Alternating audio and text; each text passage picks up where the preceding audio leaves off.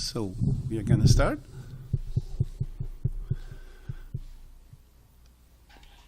Good morning, everybody.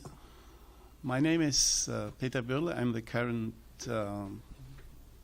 German director and president of our joint project Mecila, and I'm going to say some words about the project for those who are not so familiar with it in some more seconds.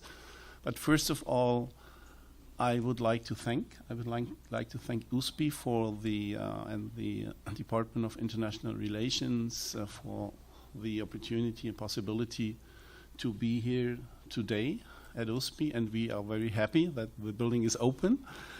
And so we are, as a Mecila project, we are very much interested in strengthening ties between the project and USP, and not only those people we already know at USP, but also with other departments. And so we are very happy that we are allowed to be here today.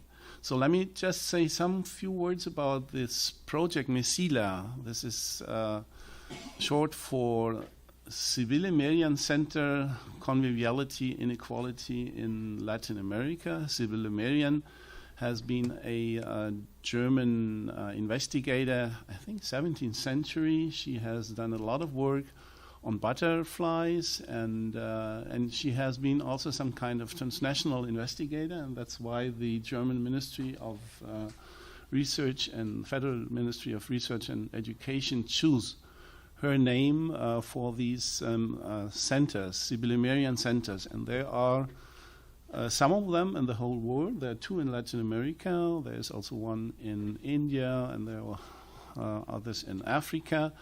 The fundamental idea of these centers is to create centers of higher studies in different regions of the world, starting with money from Germany, but the idea is also to give this a longer run continuity. And our center, Mecila, as I said, Ciudad Center, Inequality, Conviviality, Inequality in Latin America, is formed by 3 German and 4 Latin American partner institutions. So from Germany we are the Free University of Berlin. Then my home institution, the Iberoamerican Institute in Berlin, and the University of Cologne. And the nucleo of the whole project is here in Sao Paulo, and we are at USP. Unfortunately, my current Brazilian co-director, Moacir Novaes, is not able to be here because he has some exams to take today, but probably he will join us later on. And so we, one of the Brazilian partner institutions is USP, and the other one is CEBRAP. And then we have also partnerships with the Universidad Nacional de La Plata in Argentina, and with the Colegio de México in Mexico. And so what is this Mecila? This is not a research project. It is more a collaborative project in the sense of creating networks, and one of the most, or I would say the most important thing of Mecila are our fellows. We have senior fellows, we have junior fellows. These are all postdocs. Then we have thematic fellowships, and each year there are calls for fellowships. Then we will also have doctoral researchers here in Sao Paulo, and all the fellows come to Sao Paulo. So they come and they are here from March to November. We have weekly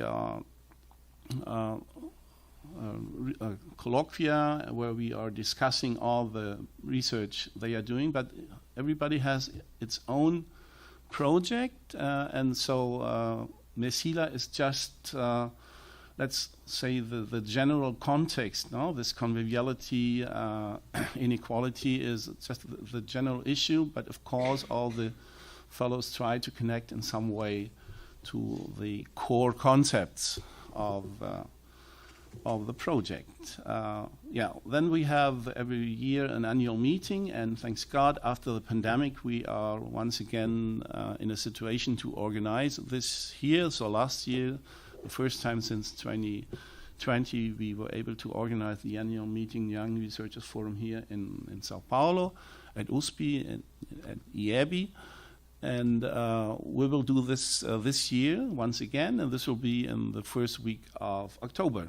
So everybody is invited also to take part of this annual meeting. This will be from October 2 to October 6. One thing, the basic ideas of Mecila come a lot from sociology, from social science, not so much from sociology, from cultural studies, history, literature.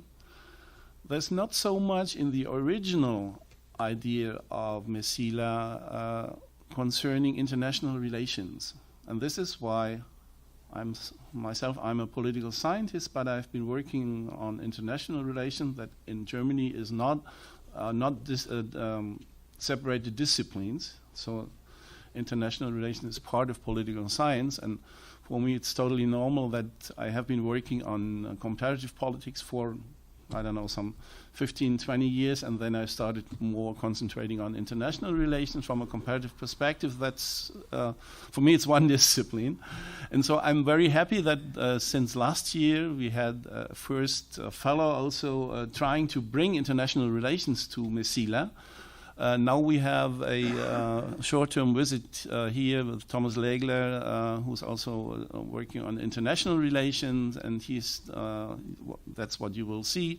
He's trying to connect the Mecila core concepts to ideas from the area of international relations, and once again, that's also why I'm very happy that we are allowed to be here today with also with Cristiane and to introduce Mecila to international relations in some way.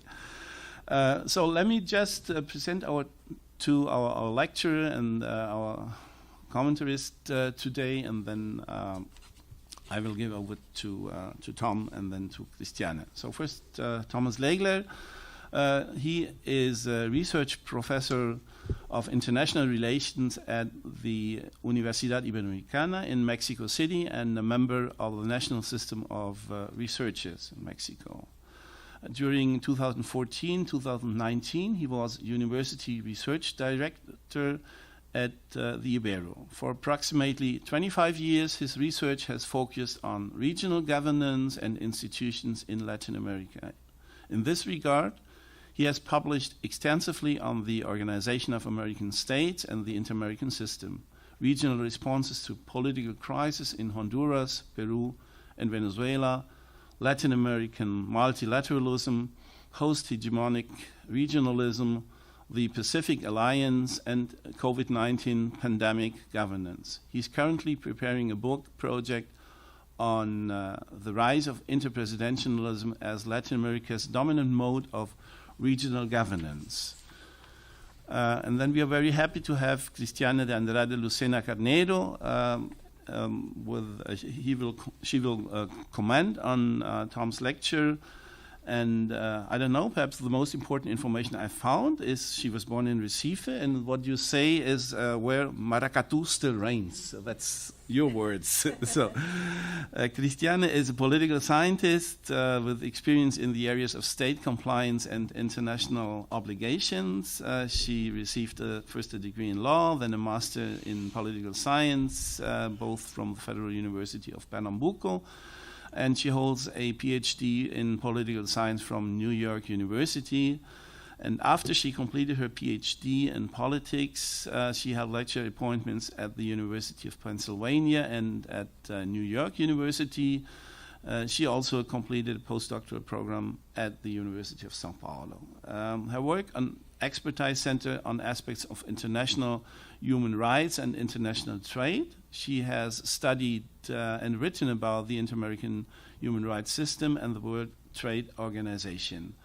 Currently, I hope this is still, she's working on a book manuscript that analyzes the impact of institutional complexity on state compliance with human rights in the IHRS, and she's also interested in the role of institutional complexity and regime design in states' decisions to comply with international obligations.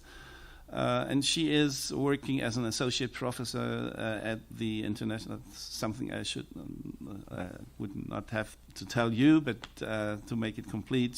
So she's working as an associate professor here at USP International Relations Institute.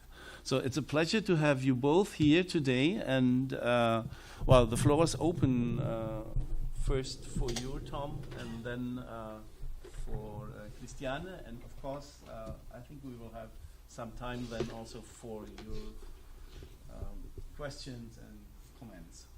Tom, please go ahead. Well, good morning. It's a pleasure to be here as my first visit to São Paulo. I would like to begin by thanking the Mecila project for this short-term visit. And in particular to Dr. Peter Birle for making this possible. I'd like to also thank those locally who are part of this project who took some part in organizing this event. Of course, USP and Ciudad, thank you also very much for your support for this event and for my stay here. And of course, to my new friend, Doctora Cristiane Lucena, we will be collaborating in the next couple of months on the regional governance side of this in another very, very interesting project on liberal scripts, contestations of liberal scripts in Latin America. It's also a German project, Thomas Riese and Tanja Brussel as the leaders there. So I think, Cristiane, you're quite familiar with the regional governance side. This for me is an initial attempt and something of a disclaimer to try to begin to think conviviality in international relations and more specifically in terms of regional governance. As Peter alluded to, the origins of this new steadily growing interest in conviviality stems from humanities and social sciences, least of which international relations. So international relations is the newcomer in this regard.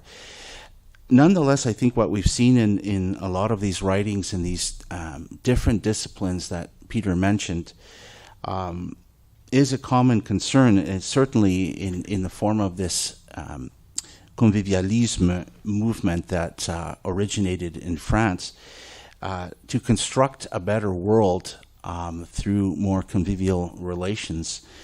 And I think in that regard, international relations has an obvious potential contribution to make, which is to think through these connections beyond borders and across borders. No?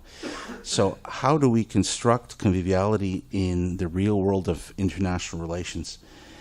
And by implication, conviviality is a phenomenon that is present at multiple levels, from the most micro to the most macro, or from the most local to the most global, with, importantly, all kinds of interconnections or interdependence among these different relations.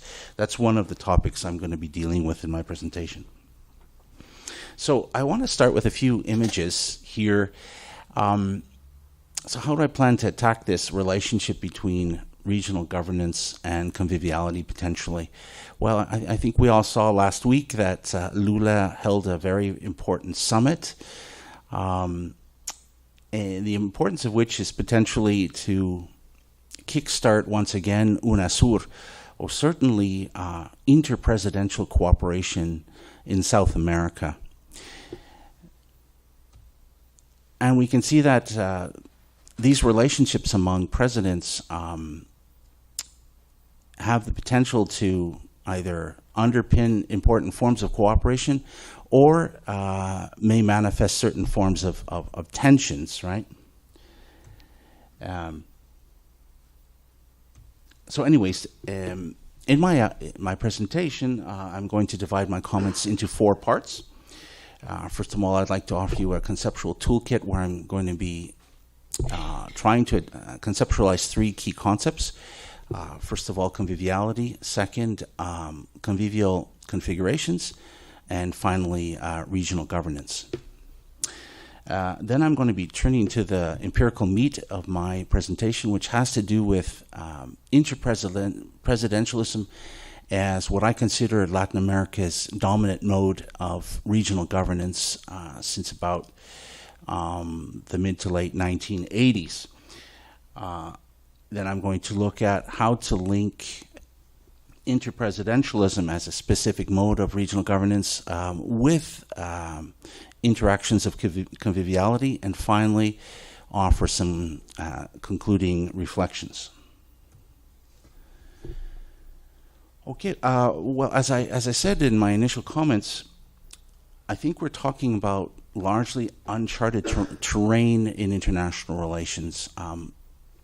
What I managed to make out through a quick perusal of the literature is largely an interdisciplinary literature which makes a number of transnational references and a number of inferences to potential international relations themes. What I've seen much less of is actually scholarship in international relations, which tries to integrate this important idea of conviviality.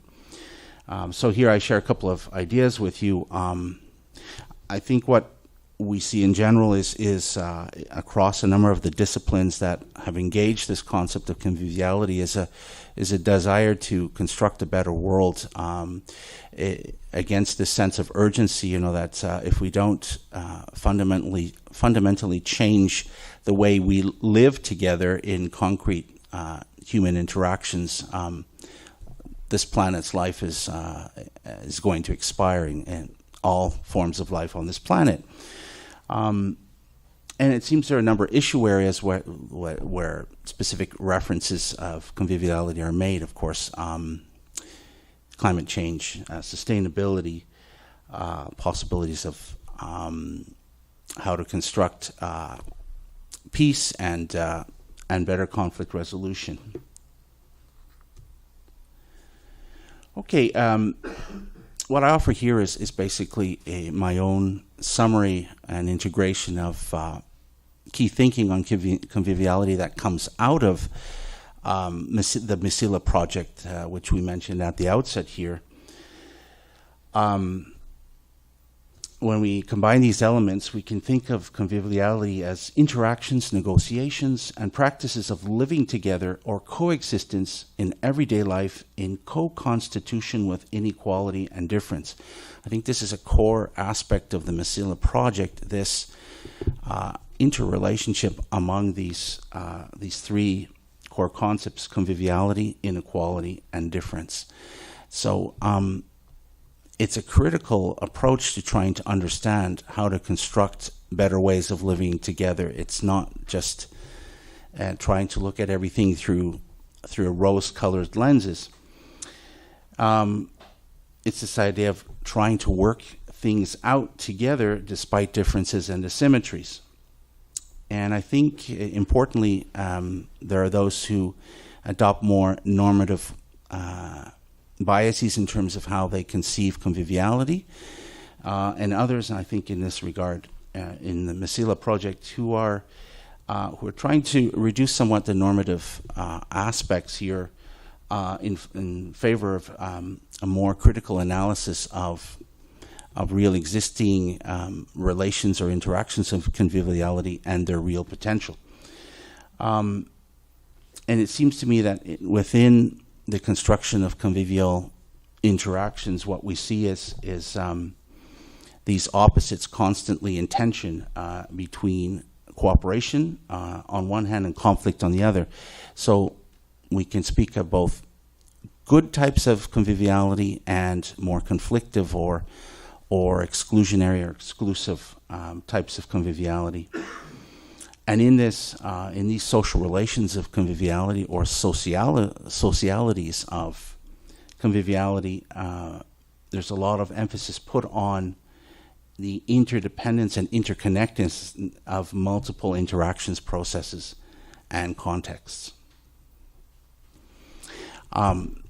So it seems to me within this interdisciplinary thrust of conviviality analysis, there's an attempt to try to understand things in a more applied sociological way via this idea of convivial configurations.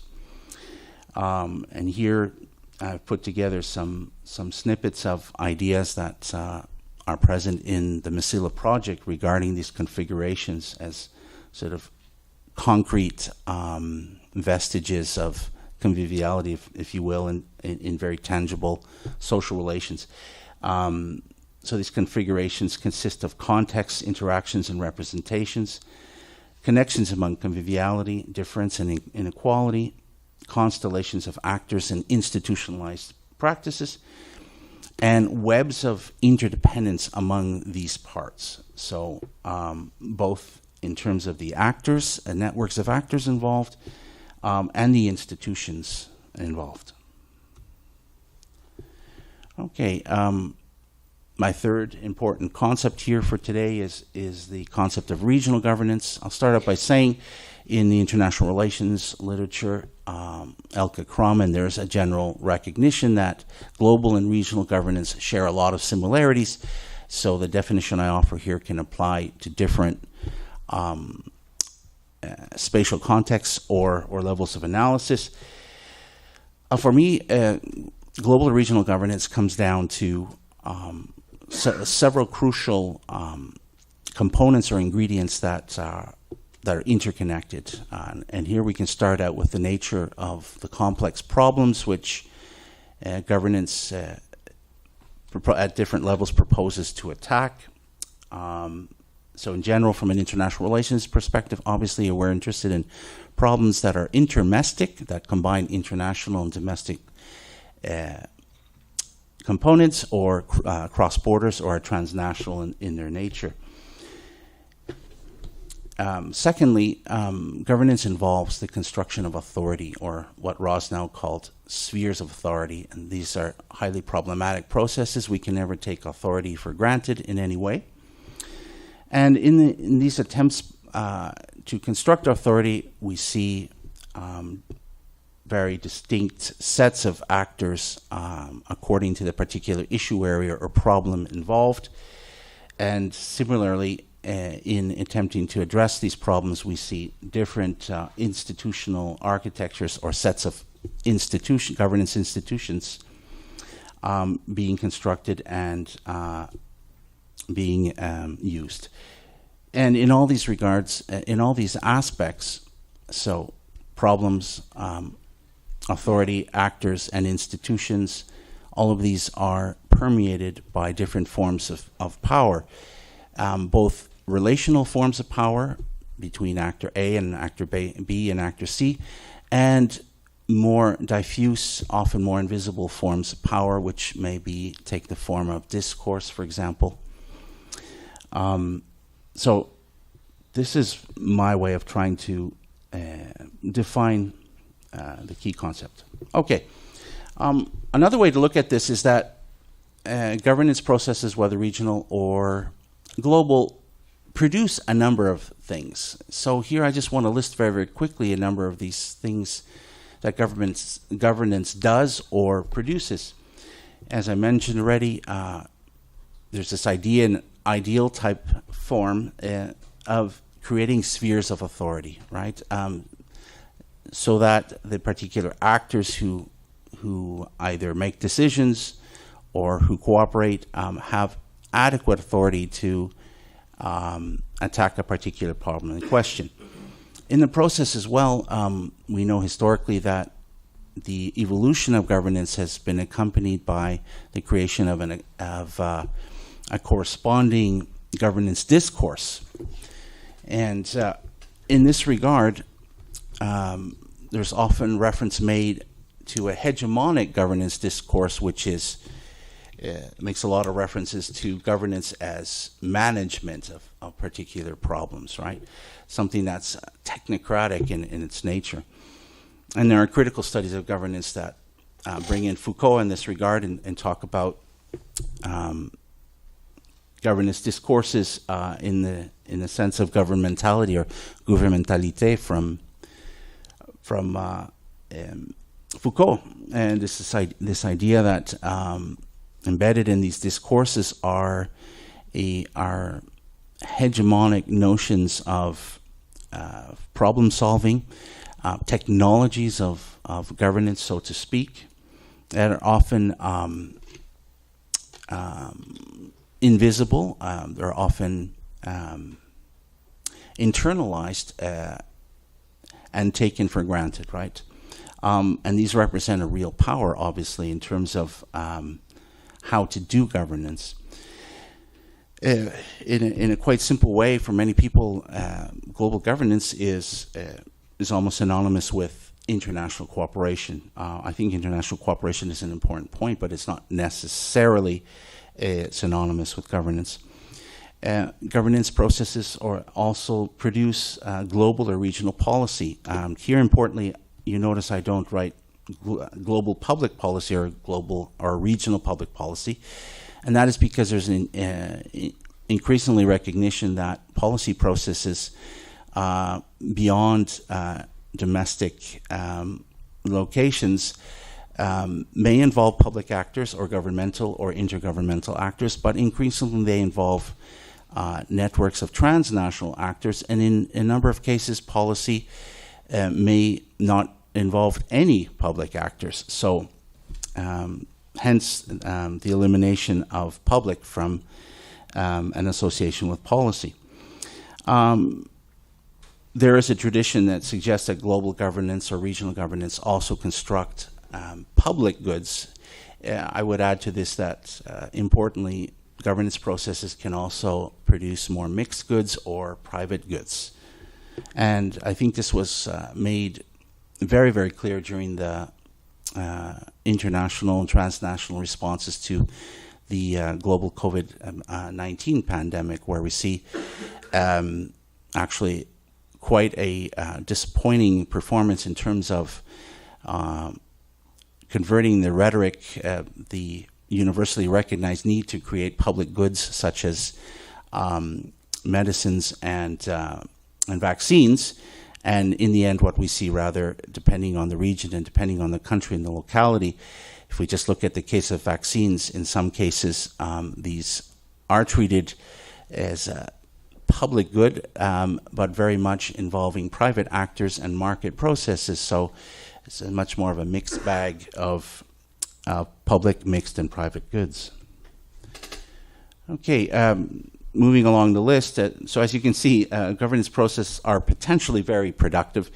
There's a lot in the literature in international relations about how governance processes are intended to affect in one way or another behavior of particular human actors. And these can be states, these can be citizens, these can be particular groups according to gender or specific segments of populations, indigenous peoples, and so forth.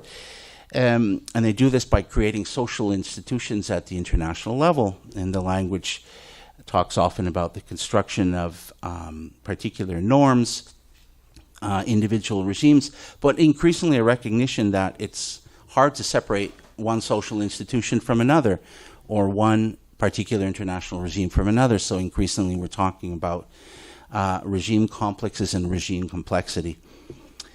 At the regional level, regional governance potentially may lead to the construction of regions or reinforced notions of regions. And from a very large critical international political economy literature, we know that these processes also potentially produce winners and losers in a global capitalist system.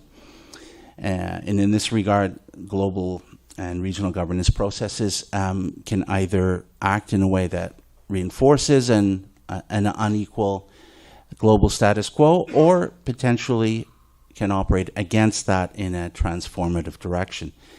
So, put this in other terms, global governance processes can be associated with domination, control, or subjugations, but equally, we need to look at the possibilities of empowerment and emancipation. Now, this is a long preamble to get to a central point here.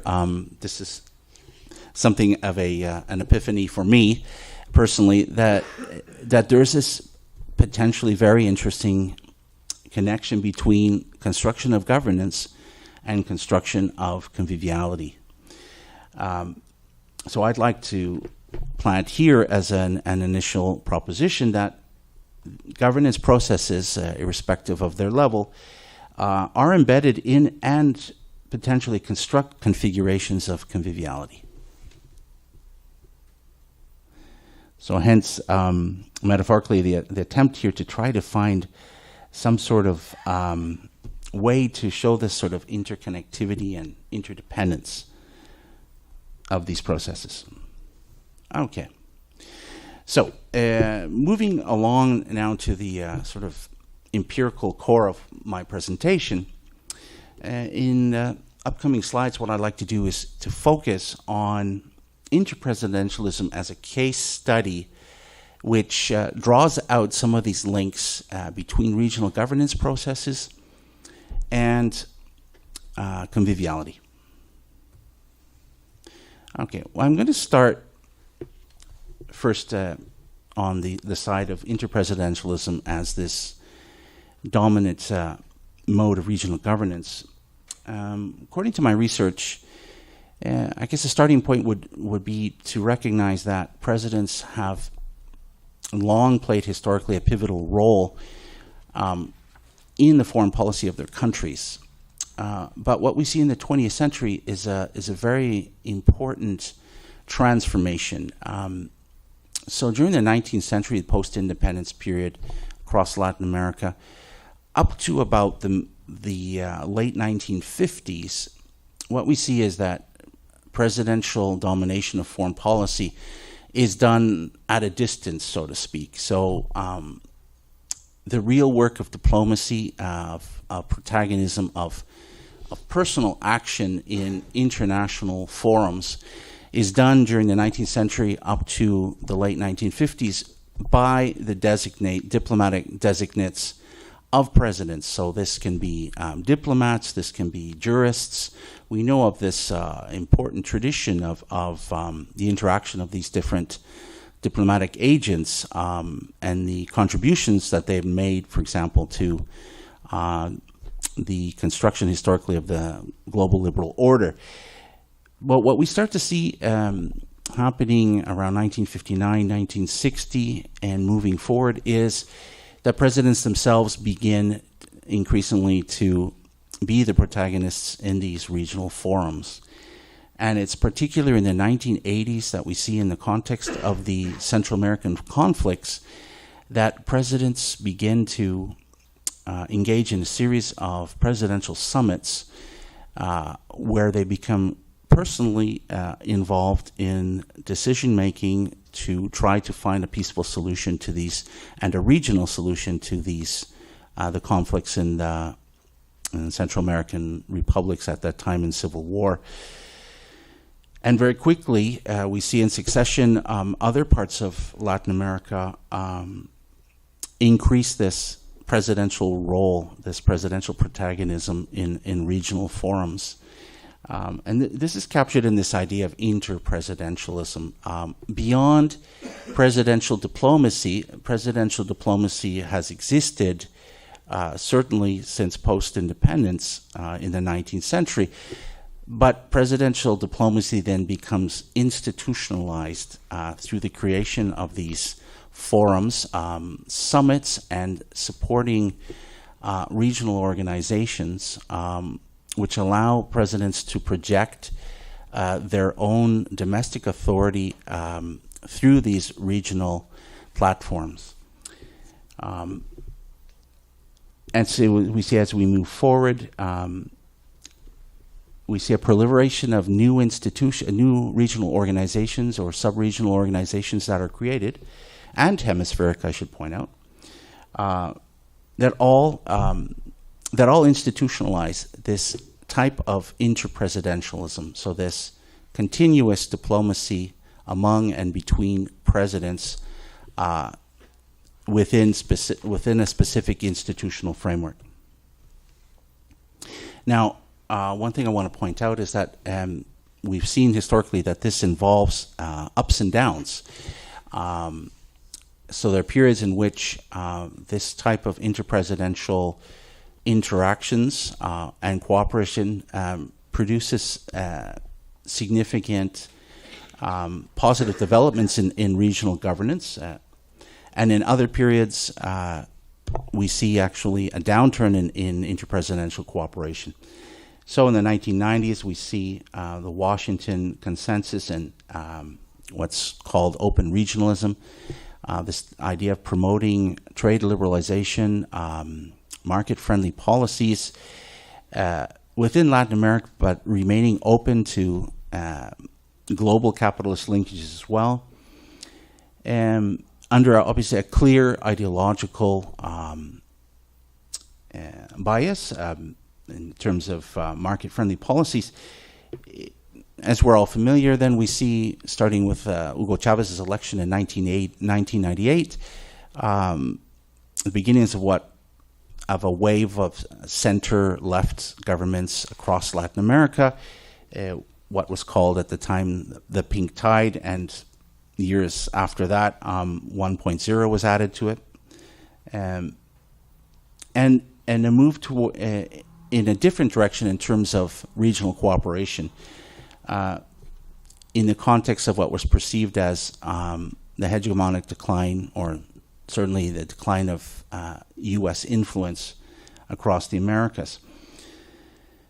In the 2010s, to be a little bit more specific here, this period of post-hegemonic regionalism, scholars generally suggest that it goes from roughly 2000 to around 2015, 2016, and then we see sort of a decline in interpresidential cooperation, an increase in ideological polarization, a much more diverse mix of presidents and political parties in power across Latin America. So instead of having much more of a homogenous group of governments more or less on the left, we see the return of a number of right-wing governments, ideological polarization among these different presidents and governments, interpersonal tensions and clashes,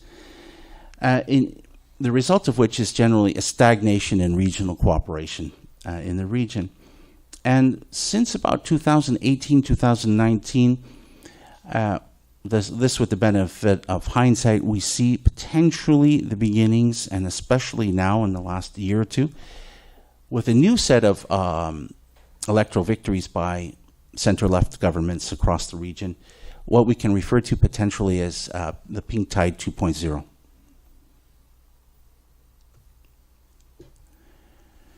Okay, so interpresidentialism, on the one hand, I've defined as a specific regional mode of governance.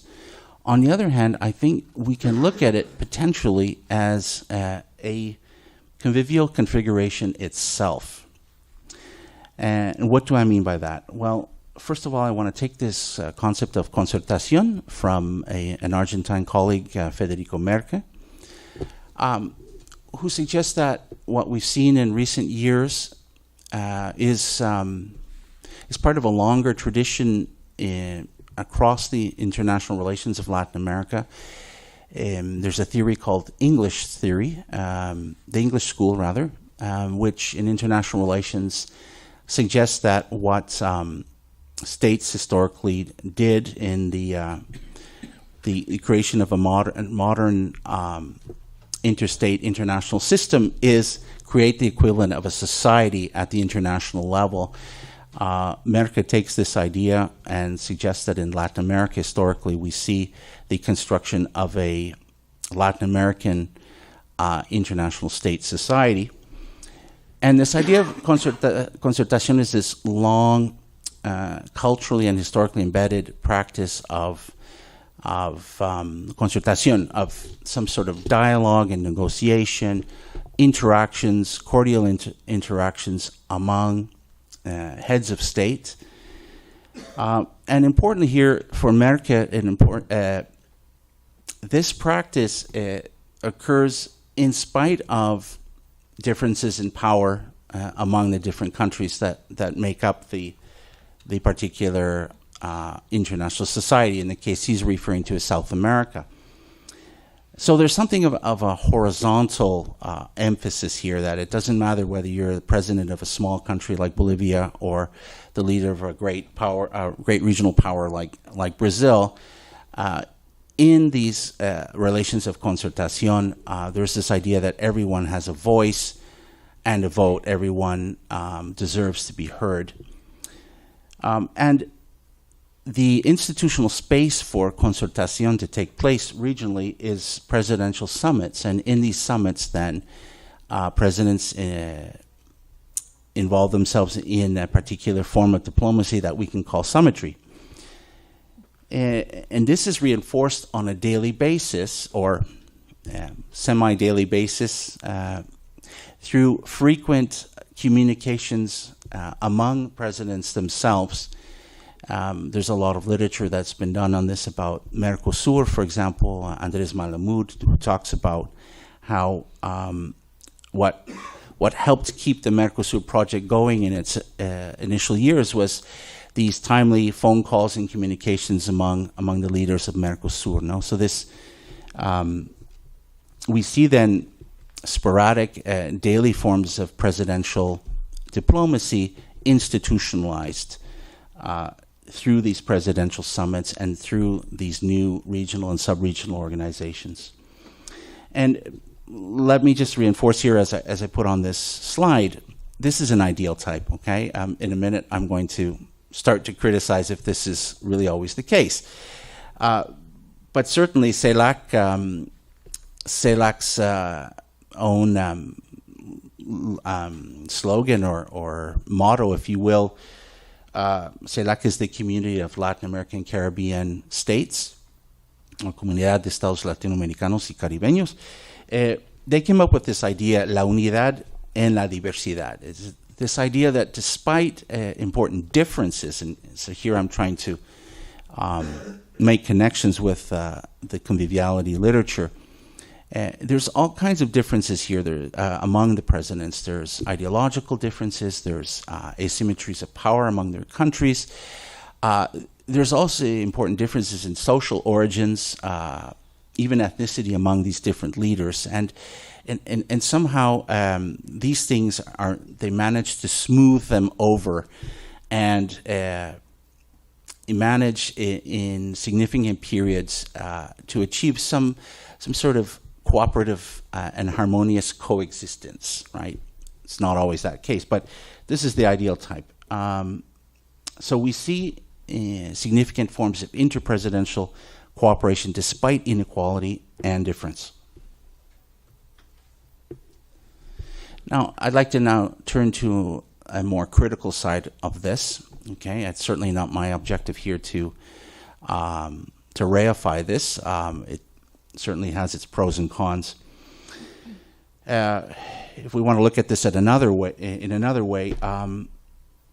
interpresidentialism, as it's been institutionalized as a regional governance mechanism,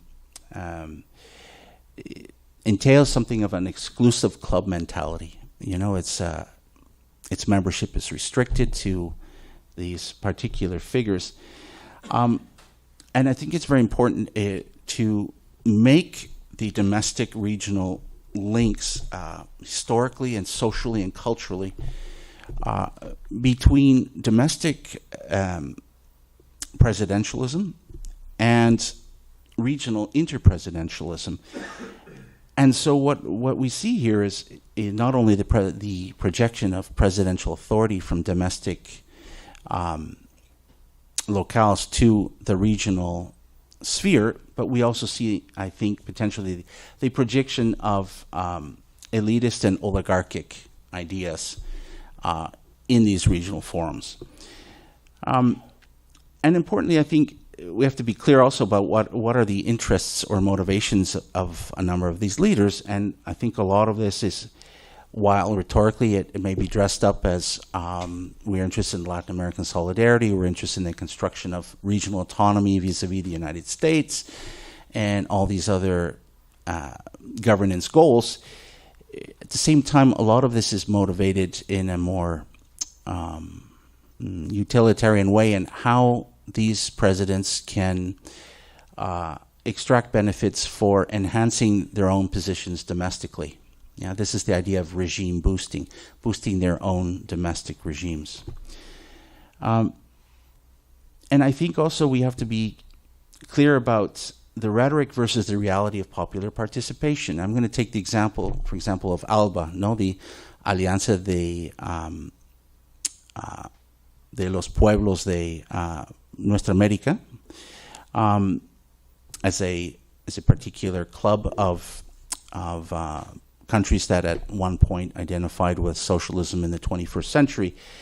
There was a lot of rhetoric about the need to promote popular participation in regional processes. But if we look at the specific cumbres or summits that these presidents promoted, we see very little actual popular participation in these. So whether we're looking at presidents of a right-wing or a left-wing persuasion, generally we see processes which are very exclusive, elitist, and with a minimal popular content. Executive sovereignty and incumbent bias. Again, lots of rhetoric about popular sovereignty, but in the end, often I think what's more important here is this notion of executive sovereignty. So if we break down sovereignty in terms of its constituent components, sovereignty in a classic definition is the supreme authority of a sovereign over a specific territory. Who the sovereign is can be very, very different, right? There's a lot of rhetoric about this being the popular, el pueblo, or el soberano, no? But here what we see in these processes is the privileging of the sovereignty of the particular person, the incumbent, who occupies the office of the president. So many regional governance processes benefit specifically these leaders. One example I'll give you in regional democracy protection processes, whether in the Organization of American States or in UNASUR, the Union of South American Nations in its moment, the mechanisms that were developed were specifically biased in favor of protecting incumbent elected leaders and not necessarily other branches or powers of government or citizens in this regard. Okay, and something very important here, a lot of this has to do with whether these presidents in this exclusive social club get along or not. And what we see in important moments is that specific individuals disliked each other intensely. And so there were not only ideological differences, but very visceral personal antagonisms. Let me contrast some examples. So on the one side, we can see in the 2000s that presidents such as Santos of Colombia, Lula of Brazil, and Chavez of Venezuela could get along perfectly fine in these forums. But then we can fast forward and we can look at Bolsonaro versus Fernandez as an example of two individuals who could not even be in the same room, right? So we see then potentially that this ability to live together or to coexist together and to promote cooperation comes down in many instances to the interpersonal chemistry among these figures. And then, as we saw last week become quite clear, there are real dilemmas involved here in terms of membership and participation in these exclusive clubs, brought forward by the participation of Nicolás Maduro last week in Lula's summit, leader of a brutal dictatorship in Venezuela. So the question here is engagement. Should he be a member irrespective of what's going on in his country? Should we think about constructive engagement among the presidents? Or should he be punished and isolated for this, right? And this is played out differently across these different interpresidential platforms. Okay, so I think what I'm trying to suggest here then is that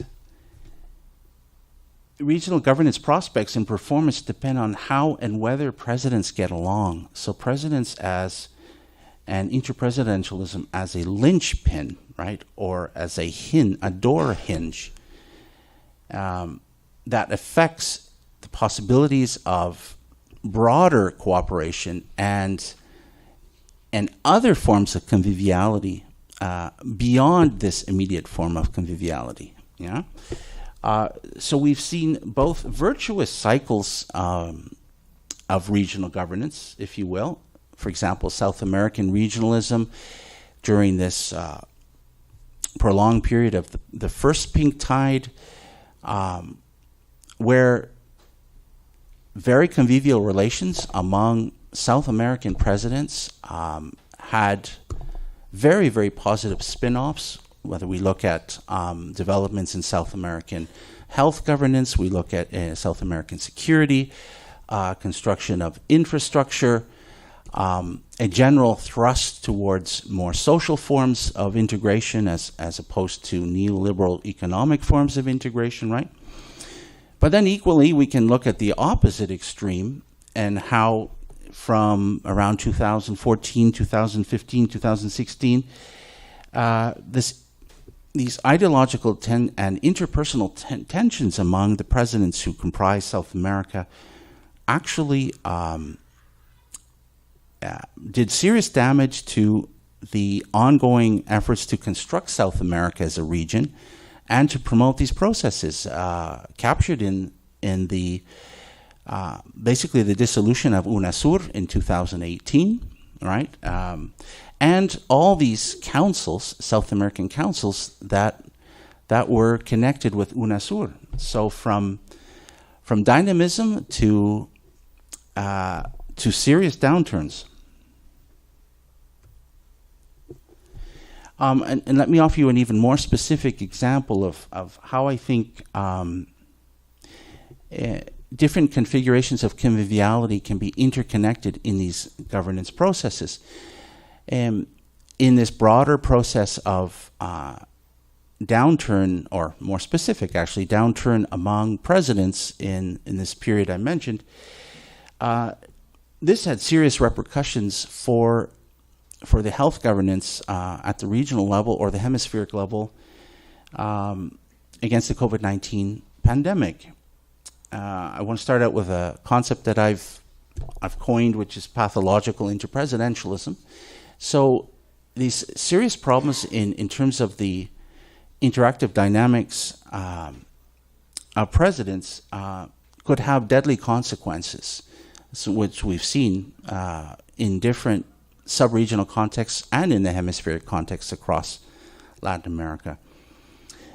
So in the midst of this pandemic, for example, we see President López Obrador from Mexico, rather than pushing for interinstitutional cooperation, he decides to promote a new mandate, a health governance mandate for the community of Latin American and Caribbean states, at the expense of the efforts of the Pan American Health Organization to try to manage the crisis and assist governments and public health authorities across the region. This despite the fact that the medical and scientific establishments across Latin America were deeply embedded within PAHO's practices for many decades. So instead of interinstitutional cooperation, we see what we can call contested multilateralism. And this was augmented by AMLO's attempts to recruit CEPAL, the Economic Commission for Latin America and the Caribbean, also as an additional actor in some ways against the efforts of the Pan American Health Organization and the World Health Organization. Bolsonaro, we see Brazil as a country that had a long history of leadership in health governance,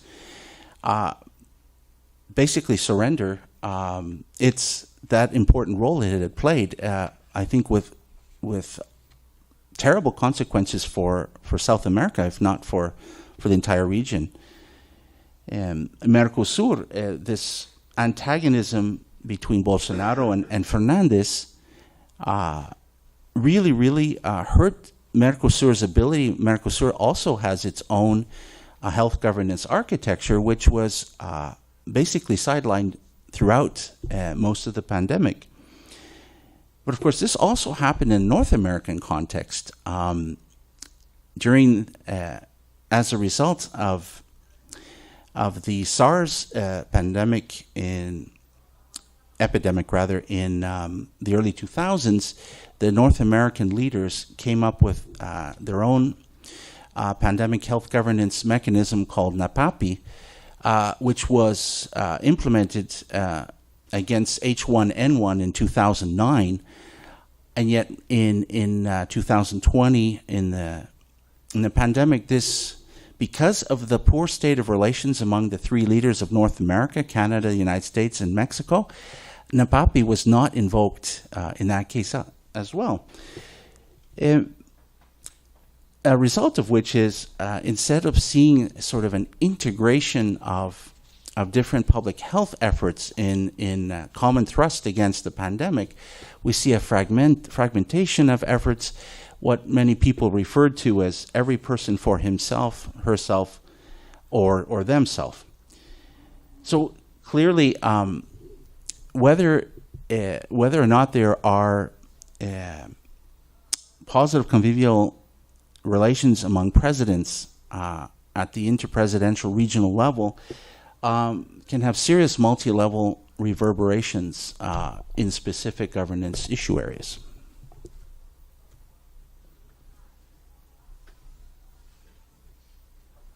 Okay, so if this is the insights we have, what sort of lessons can we take out of this? I would suggest that despite the ups and downs of interpresidentialism, we see that interpresidentialism is here to stay, at least for the time being. So is there some way that we can strengthen interpresidentialism, thinking through this lens of conviviality? And I think a key point for me comes down to how interpresidentialism is networked. Okay, so in spite of the fact that of the concentration of authority and decision-making power in the hands of presidents through these regional forums and regional summits, this doesn't mean that they're disconnected from other actors, obviously. And I want to bring in here an example, the Pacific Alliance, which at this moment, actually, we can see its future as a question mark thanks to the dispute at this moment between President López Obrador in Mexico and Boluarte in Peru. López Obrador refuses to transfer the presidency pro tempore to Peru because, according to him, Castillo remains the legitimate president of Peru, and he refuses to recognize the Presidenta Espuria of Peru. So once again, we see how interpresidential conviviality is potentially a linchpin here. But nonetheless, in the Pacific Alliance case, what we see that's quite interesting in my perspective is, historically since its creation in 2011, is the construction of a series of transnational and transgovernmental networks of business people, of technocrats, experts, and government officials that have made the deep integration project of Pacific Alliance their own. So they are co-drivers along with presidents in terms of the overall Pacific Alliance project. So I hope this example tries, it gives a sense, that really how interpresidentialism is embedded in other transnational social relations, I think has potentially important consequences. Of course, as I suggest here in this slide, what about other actors, such as workers, such as other social classes and so forth, different groups? One thing I do think is there is a potential, if AMLO and Boluarte ever get over their dispute, for presidents right now in this club who have roughly center-left leanings, to redefine and socialize the Pacific Alliance agenda. So in less neoliberal directions, and adding, sort of in a parallel sense to what UNASUR did, adding potentially social integration and political integration aspects to the overall deep integration agenda of Pacific Alliance. Now, so we'll see if that actually happens, but I hope I've made my point here about interpresidentialism doesn't occur in a vacuum. It's integrated into other networks. Okay. So this is a point I want to make then here as well. It seems to me that a lot of the literature across different disciplines has been looking at individual cases of conviviality. It's very, very important. I think there's a steep learning curve right now. But an international relations perspective, I think, can give us the sense that potentially what we're looking at here is the interconnectedness and the interdependence of different configurations of conviviality. Now, this idea came to me from the analysis of regimes in international relations, in that at a certain point, scholars began to realize that it's hard to separate one regime from another. To give you an example, if we study climate change isn't just about climate change. It involves development, it involves human rights, it involves economic trade, and so forth. So then we need to start looking at complexes, right? And I think by the same token, this is an analytical point that I think hopefully can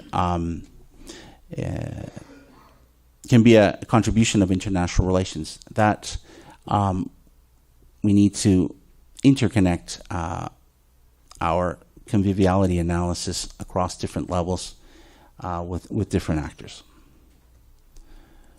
Okay, so coming back to the slides I showed you at the very beginning about the Lula summit, I hope I've convinced you then that that these interpresidential forums or summits are not just another talk shop, so to speak, but that they have important implications for governance, and they have important implications for conviviality, right?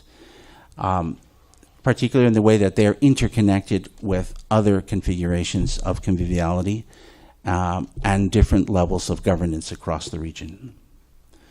Okay, so by way of conclusions then, I think conviviality practices and configurations are an integral component in the social construction of regional governance. So it's yet another element, I think, important in understanding what does regional governance produce or do. I think here as well, just this simple case study, I think, underscores the potential contradictions and paradoxes entailed in conviviality. And that conviviality practices are, if we look at interpresidentialism, are both a microcosm and a driver of conviviality practices. I want to leave you with this proposition of the need to think potentially about conviviality complexes.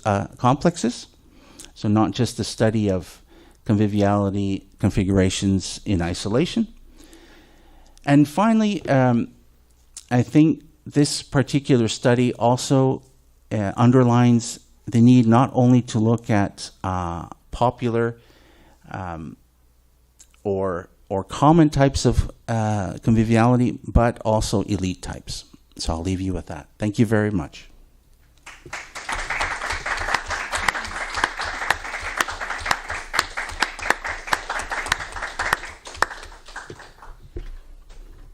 Thank you very much, Tom. And I would just like to turn to Cristiane for a comment.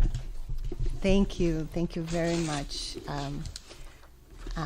Well, thank you, Thomas Legler, for really very, very insightful, provocative elaboration on conviviality and international relations and international politics with this background of regional governance, right, as a platform to reflect upon. But first, I'd like to thank Professor Peter Birley and Mecila for this opportunity to be here with you.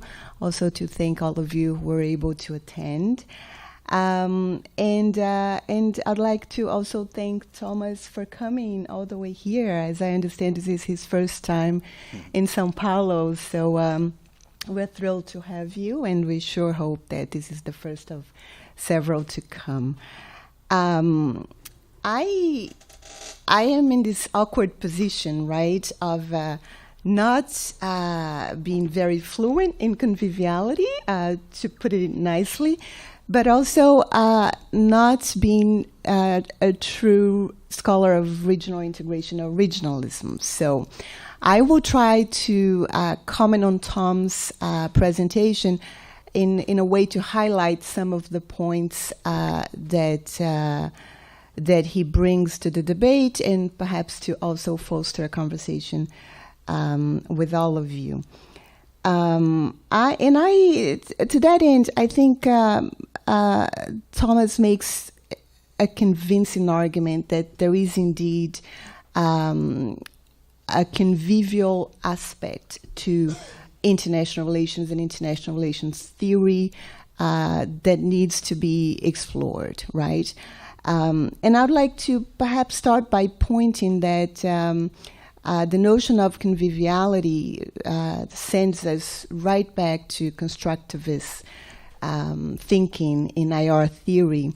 And I was happy to see Tom mention the work of Federico Merkel, because he does almost bridge, right, this constructivist approach to regionalism with the English school as well, proposing that Latin America is a particular case of an international society that he explores in great detail in that particular piece that Tom quoted.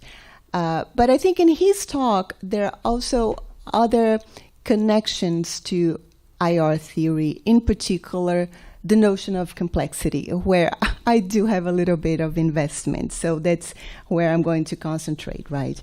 And I truly appreciate, Tom, your idea of a conviviality complex, right? Because I think that goes beyond the idea of a regime complex per se, and that notion of converging expectations towards norms, behavior, etc. Stephen Krasmer's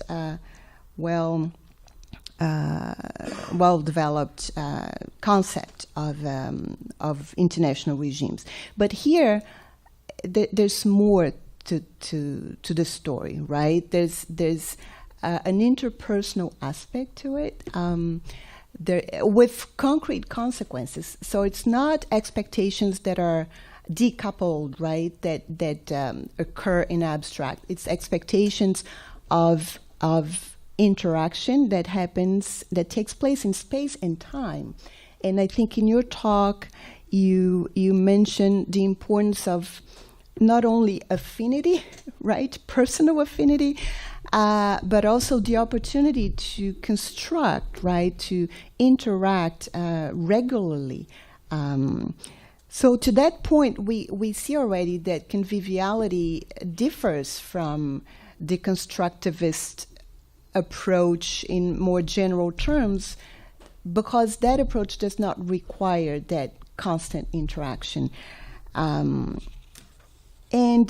coming back to the idea of complexity, which I think appears several times explicitly in your thinking, in your presentation, but I think it also underlines several other aspects that you discuss when you think of a conviviality regime complex, for example, right?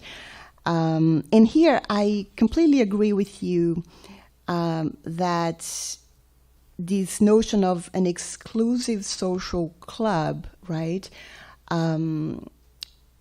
is somehow a requirement for an agenda to advance, but it could be an impediment, right, for participation, for popular engagement, and so on. So to me, it's exclusive and it is elusive in some aspects as well, because it falls back on this notion of a personal connection, if not affinity, right, which is another concept that is dear to more contemporary IR theory, in order to be successful when it comes to the provision of public goods. Of course, it may be successful in advancing a particular leader in his or her agenda of survival, political survival, but that's not what we scholars would like to see, as well as policymakers, right? So first I wanted to, of course, pinpoint this connection to constructivists in IR theory, but also to, within the literature on complexity, to some terminology that appears recurrently in your talk as well, the notion of fragmentation, right? And how fragmentation may be a way to establish and push a self-interested agenda by these presidents or any other actors that are engaged in this conviviality or this convivial complex. And here in your talk, I think the Latin American experience is primarily of inter-presidentialism, but I would not exclude the notion of a convivial complex that goes beyond the protagonism of presidents, right? And I think in that sense, the research agenda is as broad as we want it to be, right? Because we can think of the notion of conviviality in other realms beyond regional governance, where the protagonists would no longer be presidents themselves, would have a different dynamic to be analyzed. So together with this notion of fragmentation, which is often criticized and seen as a passive, right, as something negative, I'm not so sure, again, that fragmentation together with this idea of overlap in efforts of regional governance institutions would be necessarily negative. And I believe you mentioned the idea of concertación that you borrow from Federico Merke, But I wanted to bring another contribution that I found in the literature, and that's work by Benjamin Fode, that sees overlap as a possible source of normative advancement, right, through a social mechanism as well. So when we see complexity, we also have greater opportunities for social interaction and possibly for a normative advancement. So, and this falls back into the idea that conviviality takes effort, right? And perhaps it entails fragmentation, it entails several dimensions of complexity, not least overlap, parallelism, and nesting, which are the ones that are that we know more about simply because we can observe them. So I also wanted to bring to the table one really very preliminary exercise that one of my teaching assistant, research assistants, he's here with us today, João Pedro Martins, and I have been involved in, that entailed taking a closer look at Diane Pang's database on regional organizations. And rather than looking at membership and mandates, we looked at the scope of these organizations, right, throughout time. And what we saw, again, 2 days ago, was a very marked inflection around the end of the Cold War, which to me implies that there was greater opportunity for convivial relationships amongst Latin American heads of state, right? And in the data, what we see there is that there's a sharp increase in scope for organizations that deal with what I would qualify as third-generation public goods, things like good governance, migration, and so on, right? This is 1990s onward, as opposed to security, agriculture, organizations that were created to promote what could be seen as public goods on one hand, but that are much more directly tied to the survival and the security of, if not those who are in government, the members of the coalition that are very close to these groups. So I think there's a lot to be studied and learned. I myself learned a lot today with your talk, so thank you for that as well. And I'm already convinced that we do have an agenda of conviviality in international relations scholarship. So thank you, Professor Peter Birley, for motivating this and pushing the agenda forward. Thank you. Thank you very much.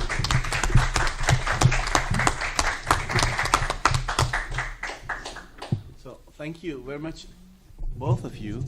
And I don't know, Tom, whether you would like to react first on Luciana's, on Cristiane's commentary, or whether we should start with I think we should open up for questions. Yeah. Thank you. We don't have a moving mic, so we have to take this one. And, well, the floor is open. I would like to invite you to comment on Tom's lecture. Do we have questions already?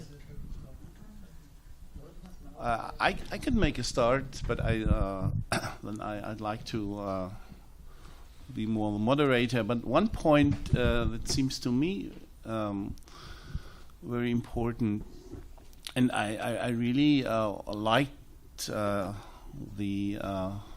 this effort of yours to connect conviviality to international relations thought. So thanks a lot for this. And I think it is important if we see inter-presidentialism as a convivial configuration, and I think you mentioned this too, that this is not only then about the personal relations between the presidents. Of course, this is a part of this, but I think to understand inter-presidentialism as a convivial configuration also includes the consequences of this quite typical Latin American mode of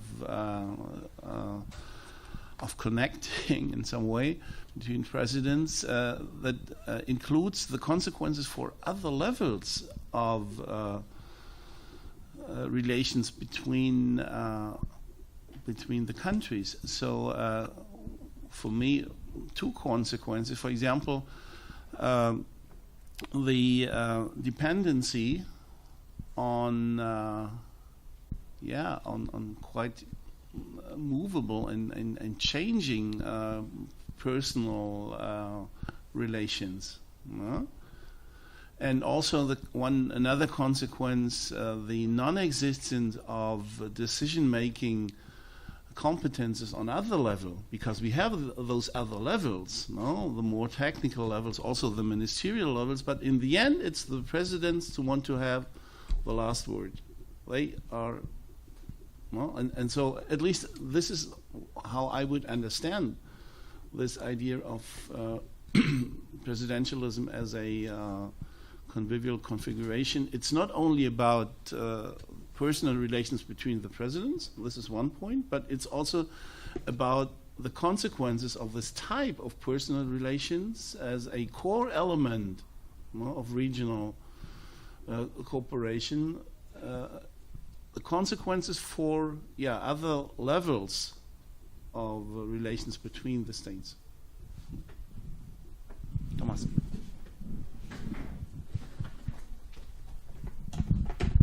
Thank you very much, both. I learned a lot. I'm not from international relations. I'm from literature, so I apologize.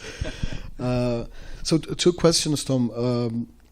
First of all, listening to you, I heard in the background this ideas of maybe personalism or populism, and how politics are structured in Latin America, and how this kind of projects the importance of the person of the president in regional.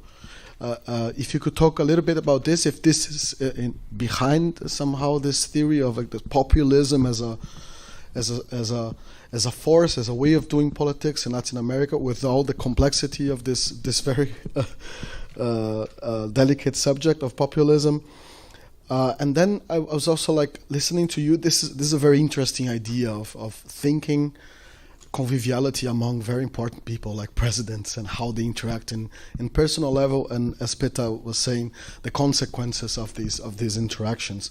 But then I was also wondering, what about these structures? Because these people, they have to answer to a Congress. There are regulations, internal regulations, Republican regulations, and of course they have been elected, so they are also representing a majority in democratic states, a majority of people's wills in many subjects, including regional politics. So there is a legitimacy in this, although it's very personal. There's also a legitimacy. They were like elected, even Bolsonaro.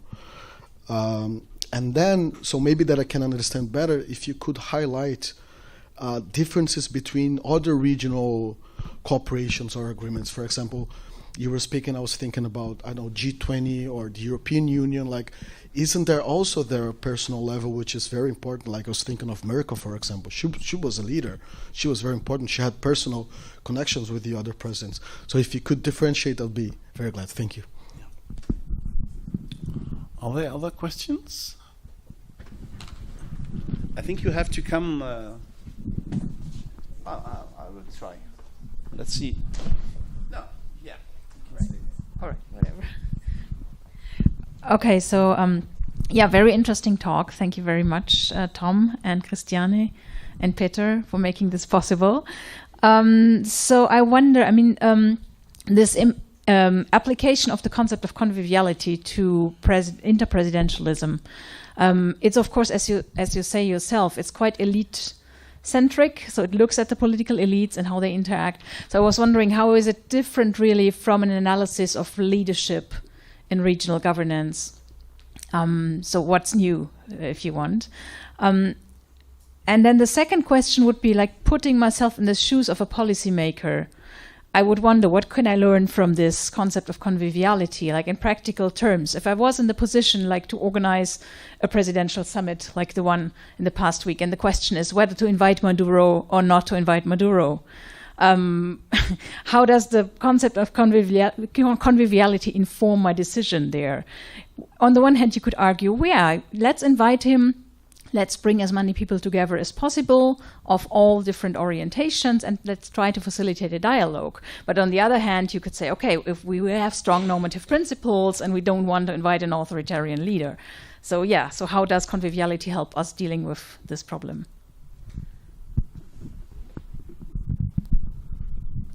So thank you for your presentation. And my question would be related to forum shopping as a credible strategy for those leaders to address issues like complexity or eventually ideological alignment or disalignment.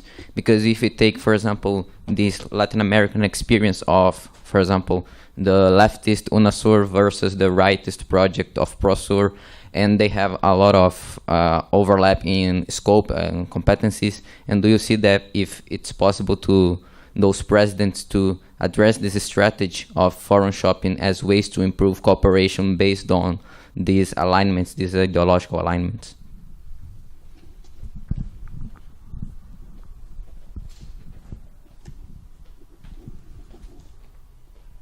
So first, thanks for the presentation. Oh. Well, I have a question. If this inter-presidentialism is limited to democracy, or if in Latin America, for example, in the authoritarian regimes, we see that, for example, João Figueiredo, he had a lot of debates with other dictators in Latin America, and if we can see conviviality in this spectrum, or if it's limited to democracy.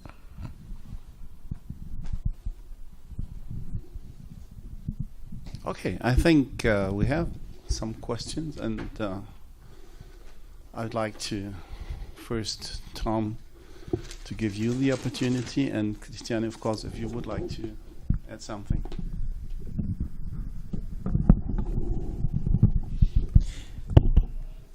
Well, thank you very much, Cristiane, for your vote of confidence and your excellent comments. All I would say there is I agree with fragmentation is not necessarily negative. I think back to Bierman et al.'s original path-breaking work on governance architectures and fragmentation, and fragmentation isn't necessarily negative. That it can lead to either cooperative or synergistic relations, or more competitive and conflictive relations. So definitely agree on that. I'm going to go and have a look at FODE on this one. As you know, I've read other stuff of FODE's, but I'm going to look at this overlap as normative advancement. Okay. Okay, in complete agreement with everything you said, Peter. Personalism and populism. Okay, I think this idea of regime boosting is important. I think a lot of what happens in this inter-presidentialism, it's not all that happens. I think it's fascinating. It'd be wonderful to do an ethnography of this. I mean, there's ritualistic elements. I think a lot of it has to do with his historical domestic linkages.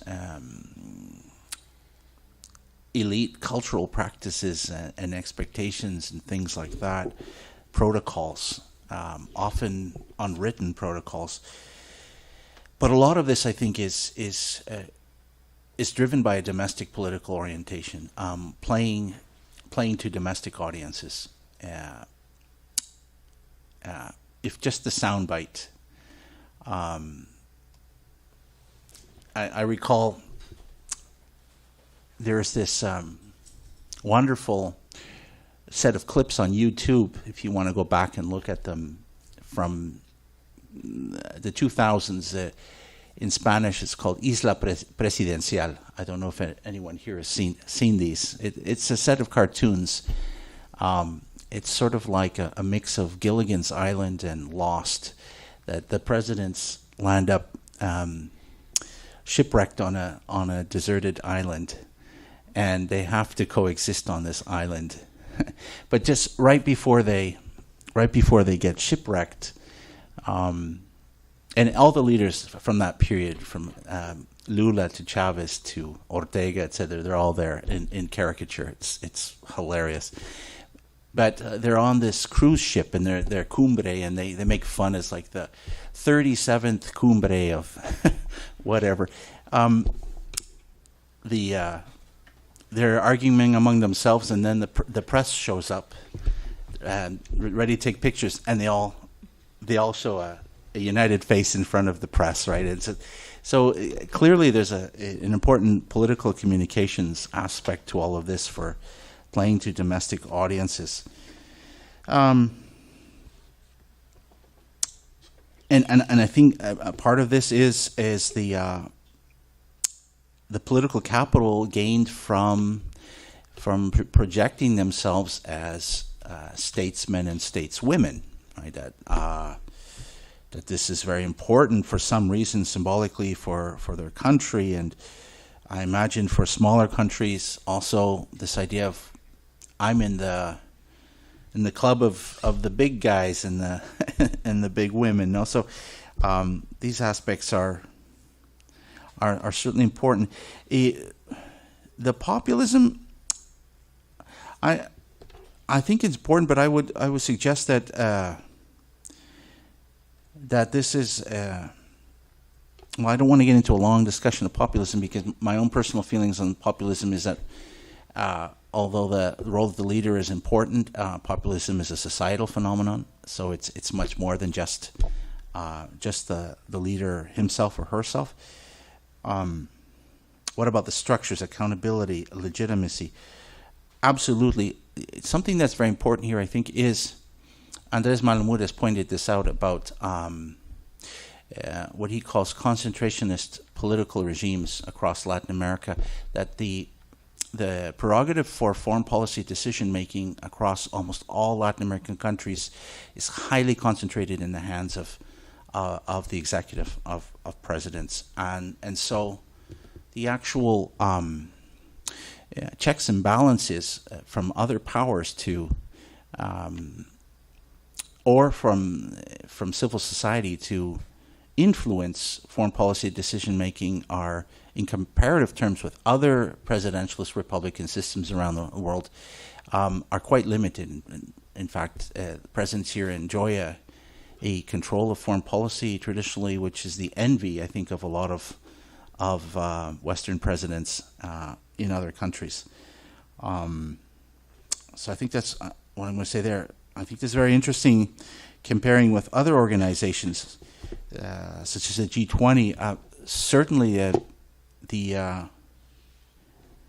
I think there are similar aspects, whether we look at the different Gs, the G7 or the G20 and so forth, that there is a significant presidential element. There is also a significant presidency pro tempore element, that different countries take turns being responsible for a specific period of time, 1 year, for example, that basically makes their country and their bureaucracy responsible for sustaining whatever the process is and providing the secretariat for the organization.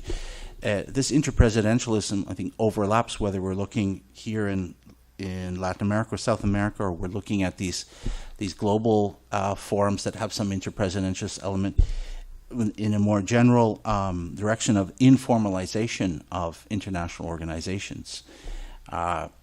The search for more flexibility and pragmatism in these relations, precisely through interpresidential connections, rather than creating a permanent secretariat that's very expensive and where you delegate responsibilities to that secretariat. That would be, for example, much more of a European Union type of model.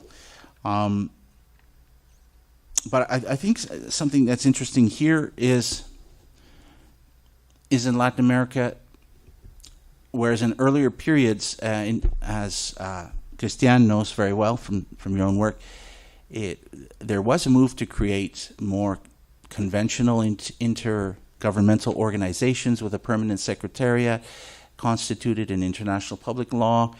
But we haven't seen an organization like that created in several decades. That's mirrored on a global level. But whereas in other areas of the planet, there may be sort of intergovernmental organizations which continue to have significant roles, I think what we saw here in general is even in organizations that were intergovernmental, like the Comunidad Andina or Mercosur, we saw this move much more decidedly to the preference for the interpresidential component of this. Okay, Britta, conviviality versus leadership. I did mention the leadership thing, but I do think they're quite distinct. I think the leadership component here is very important. I think there's a potential to build a bridge between the two. If we look at leadership and followership, I think there's convivial dynamics or interactions which are probably very important in understanding. For other people who are not IR scholars, there was a literature from about 10, 12, 14 years ago about, for example, emerging powers like Brazil projecting regional power in global forums, but not necessarily being able to count on the followership of a number of other countries in Latin America. And no doubt, I think there could be an interesting, I'm not sure if that's the direction you wanted to go with that, but that's the linkage I can see potentially. But certainly I think the prospects for leadership of particular countries have a lot to do with these interpersonal elements. Another aspect clearly is the prospects of interpresidentialism itself have a lot to do with whether there is a significant leadership figure. So in the the first decade of the 2000s, Lula's leadership and to a lesser degree Chavez's were instrumental for pushing forward this interpresidentialism. We compare that to the second decade, where there's a number of common complaints by different observers that there is a persistent leadership deficit. So perhaps a particular figure who can play the broker role to help to smooth over interpersonal differences and ideological differences. And again, I think we're seeing this reinforced now in people vesting their hopes once again in Lula that he can resuscitate the interpresidential model, interpresidential cooperation, precisely because of his charismatic leadership and his ability to deal with people of different ideological persuasions and personalities. Okay. Once again, if there's a policy lesson here, I would suggest that it has a lot to do with how interpresidentialism is networked with different potential groups.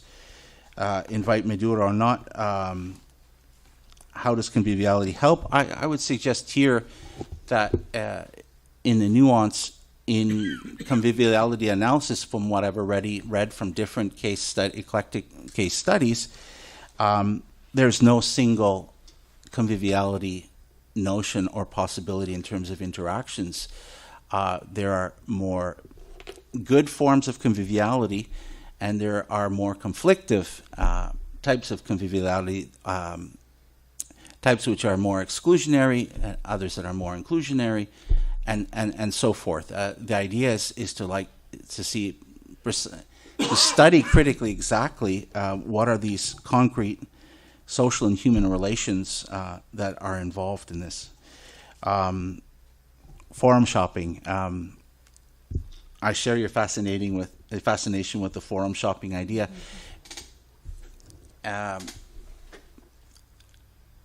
It seems to be almost potentially a contradiction of how to explain presidents that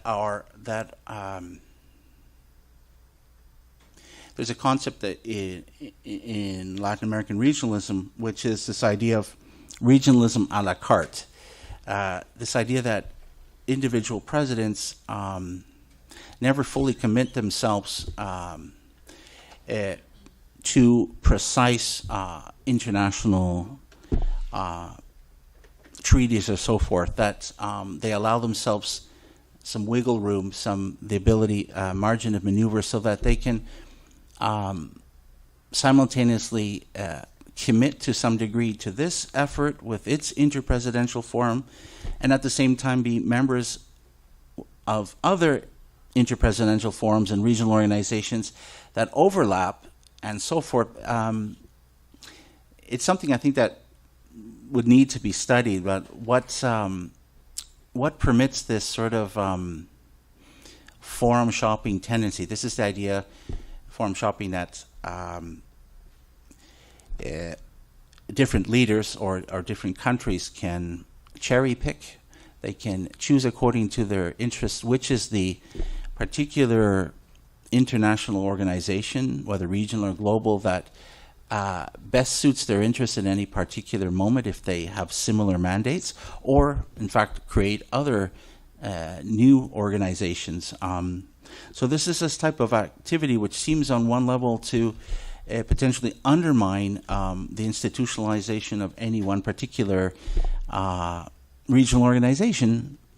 But it seems that this is almost a accepted rule or an unwritten rule among these leaders in these within interpresidentialism, that this is one of their prerogatives, that they can attend all the meetings and not necessarily be 100% committed. I think that it comes back to one of my earlier comments about political communication. A lot of this has to do with not necessarily so much an interest in following up and implementing the proliferation of mandates that occur through the plans of action of these different summits and these different presidential forums, but rather to be seen to be active in doing things and contributing new ideas, even if they never get implemented or executed afterwards.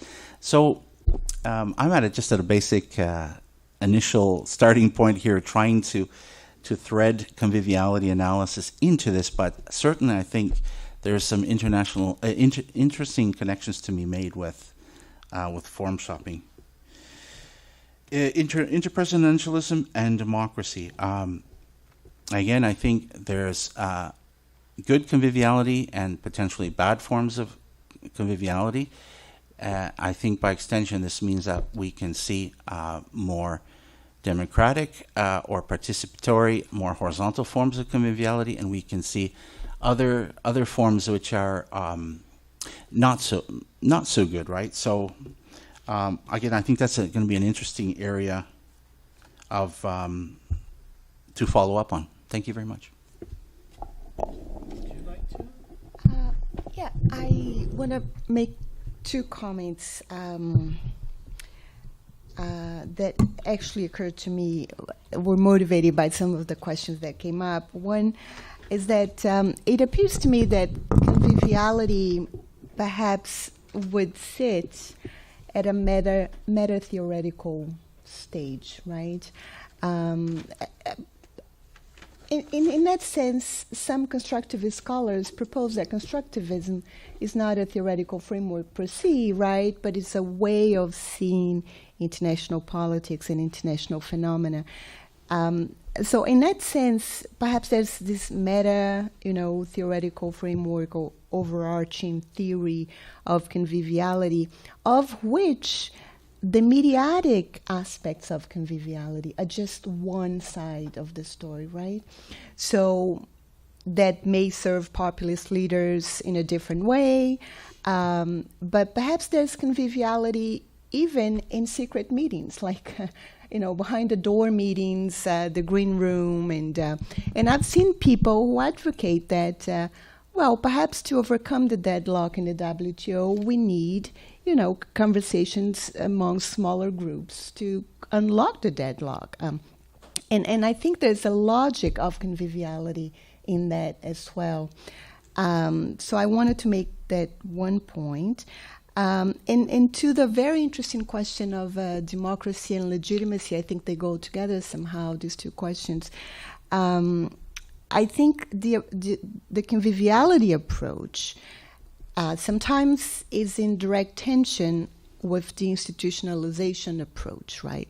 So when you advocate for conviviality, you're also saying the consequences are different. So the costs are different. When you have an institutional framework going beyond the framework or beyond the mandate that the institution authorizes, implies costs. Whereas here, there are very little costs, right? The president's, within democracies, there will always be costs, but within an authoritarian regime, the costs are already different. And within conviviality that is detached to institutionalization, or even conviviality in the absence of institutions, there are virtually no costs, right? So the president goes there, he or she, they know they're bound by a domestic mandate, which has to do with, congressional authority, constitutional limits, and so on. So if they go beyond that internationally, perhaps there are international reputation costs, but they know already that they cannot bring that back and have it ratified in a very broad term. So that made me think of this two-level game metaphor, right, where conviviality may be just an instrument for leaders to circulate, to go, between the domestic and the international, with fewer ties to their agenda, which does not mean that there are no political consequences. They're just different than operating within an institutional framework. So I think it's another dimension that we can explore conviviality vis-a-vis other mechanisms. And I agree with Tom that that's different than leadership studies per se, right? Because it adds another layer. I'm not so clear on what the layer is, because this is also fresh to me, but I seem to agree that this is slightly different than leadership studies. Thank you. I have another point. I won't go into details today, but I found it really interesting how you approach the challenge of connecting conviviality and international relations. I did this last year, and I took another approach, and I would be very interested to discuss this, perhaps not today, but perhaps next Monday, in our workshop. Because while you are focusing on, let's say, conviviality among presidents, among leaders, I try to interpret, to bring it to the state level and to see how we can look upon conviviality between states. And there you can, what makes a lot of sense there is you can see the asymmetries. You can see all the elements that we have in the conviviality concepts. I think it's quite interesting to transfer this to the state level and to the relationships among states. So I won't go further here now, but so that's why I found it really interesting that you took a totally different approach, and I think both is possible. Yeah. So I'm very much looking forward to deepen this discussion, also among us, but with our fellows and any other people interested in this. But I think it shows us that this concept really has potential. Yeah, and of course the question is always what's new. I'm totally with you with this. No, it's with every new concept we always have to ask ourselves, is there really something new in the sense also of giving us new heuristic hints, no? Or is it just old wine in new bottles? Yeah.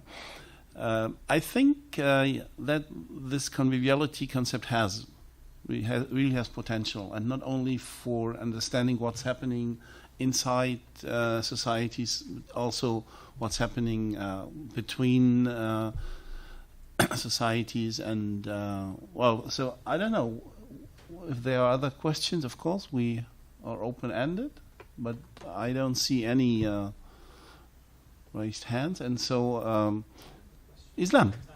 Yeah, of course.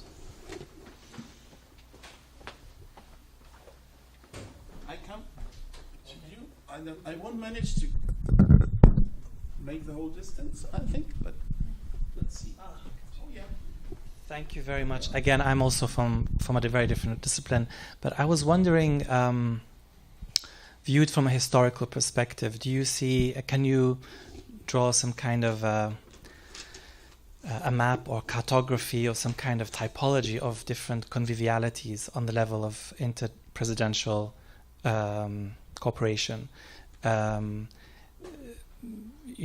With the non-aligned movement, you have Friends of the Soviet Union, you have Pan-Arab, Arab League, you have so many forms of convivialities around the world.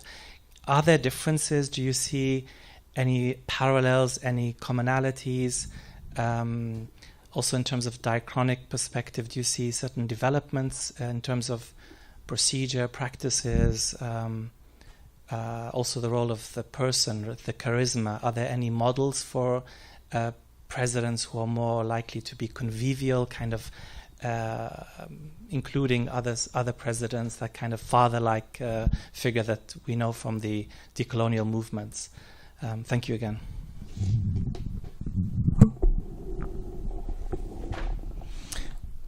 I love the question.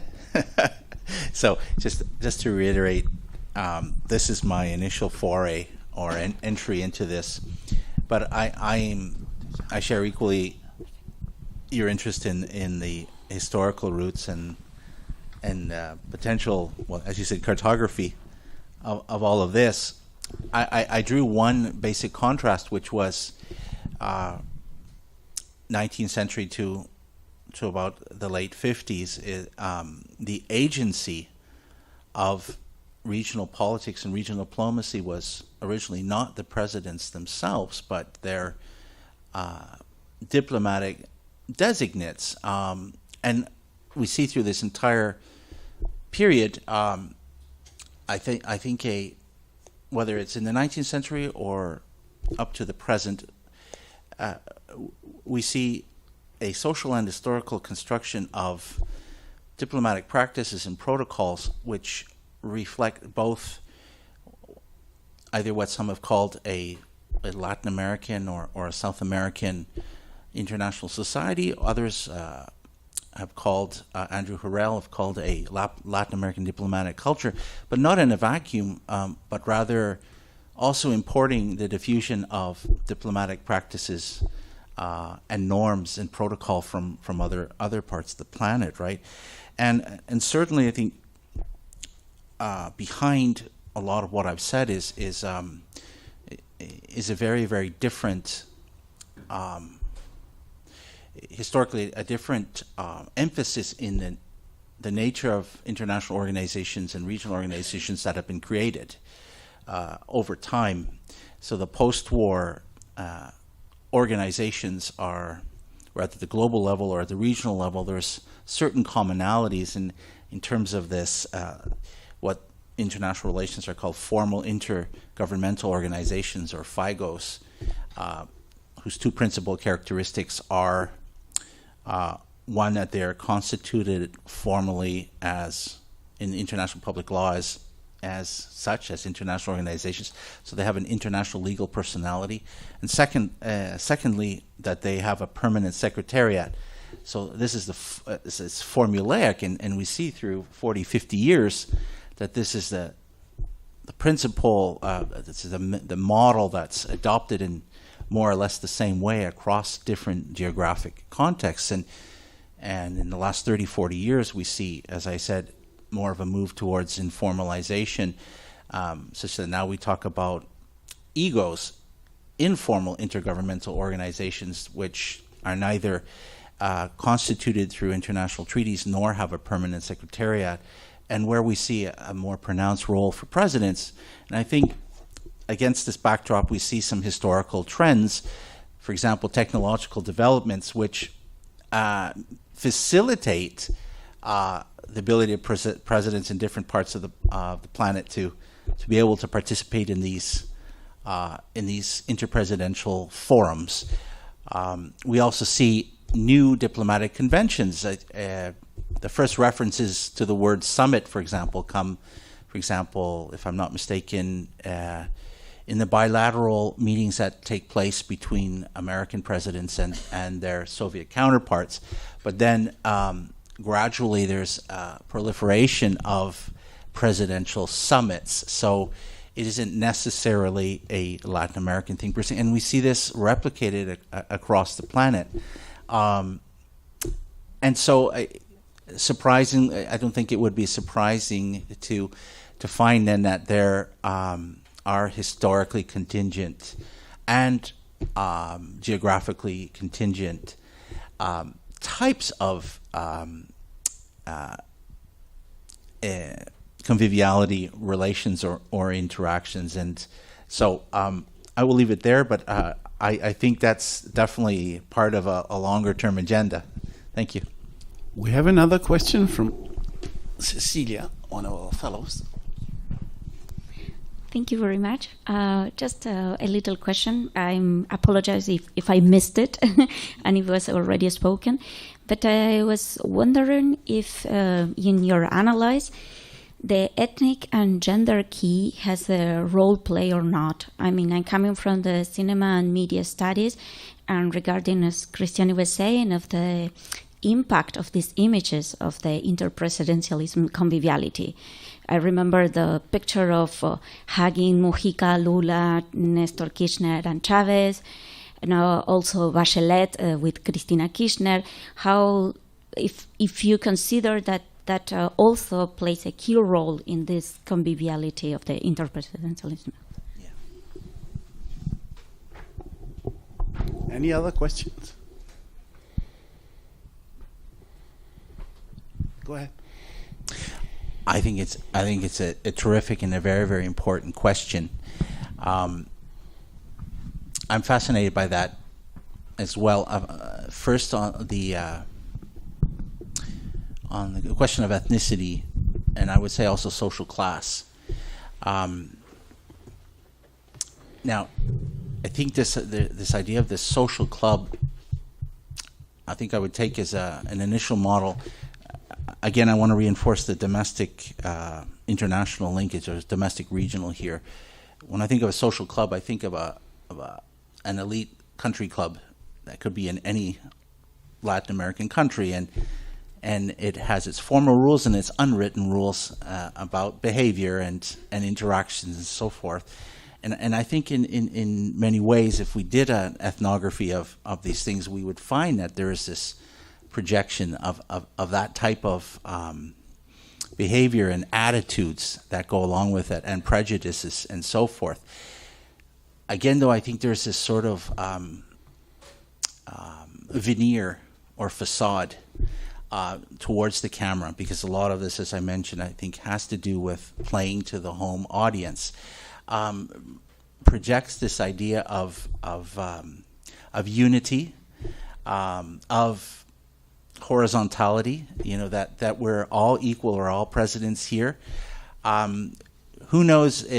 Among them, I guess I would love to be a fly on the wall. Let's see, right? But no doubts there are prejudices and that might not be so apparent from the camera's eye for public or international audiences, but I wouldn't be surprised it's there. And I think in this sense, though, there's kind of potentially parallels with the integration of outsider presidents at the domestic level into existing elite structures. Give it one or two generations, and what started originally as people here, I'm thinking, for example, of Alejandro Toledo in Peru, right, or Evo Morales in Bolivia, and so forth. But in a couple of generations, their families have become effectively integrated into an existing elite structure with all of the attitudes and discriminations and so forth that are there. I think the gender aspect is fascinating too. So far, I know only one person. I think Andrea Rivero Hoffman, who's starting to work a little bit on the gender politics of regionalism. I think it's a very, very important area. I think I hesitate to use the term, but certainly these things have been predominantly boys' clubs, elite boys' clubs, and there are definitely certain masculinities or a hegemonic form of masculinity that's involved, and in which, not surprisingly, there would be pressures for conformity among people of other genders, right? So certainly I think it's a very fruitful area that requires much more research. Thank you, Tom. Just one thing about your question related to what you just said now. Interestingly, Germany has a female foreign minister at this moment, Annalena Baerbock from the Green Party, and she is very much pushing a kind of feminist foreign policy.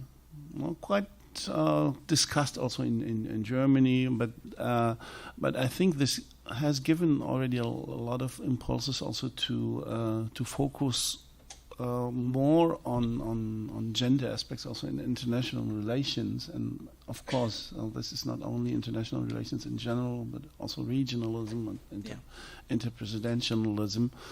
I think the problem we very often have is exactly when you said, I'd like to be the fly on the wall, how to study a lot of these things. Thank you all so much. Thank you for your lecture, your comments, for your questions, for being here with us.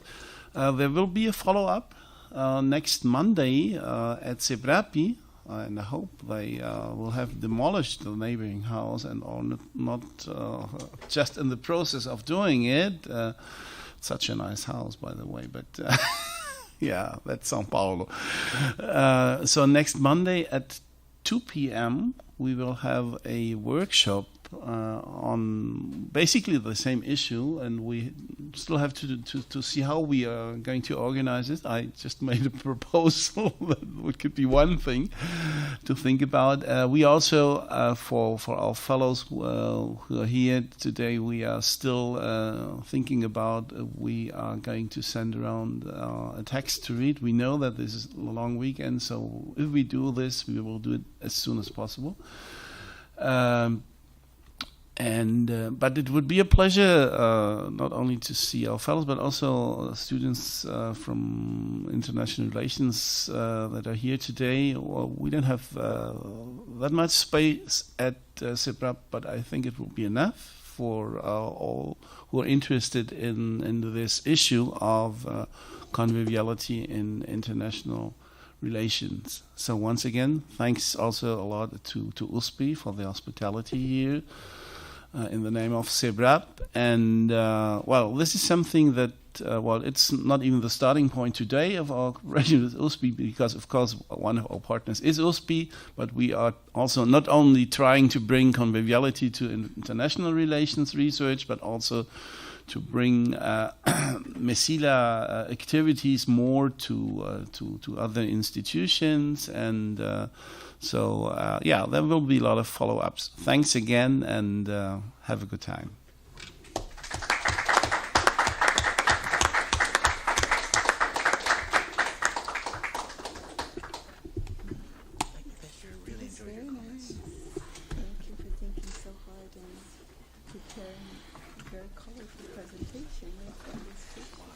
Just like you, I have a terrific research assistant.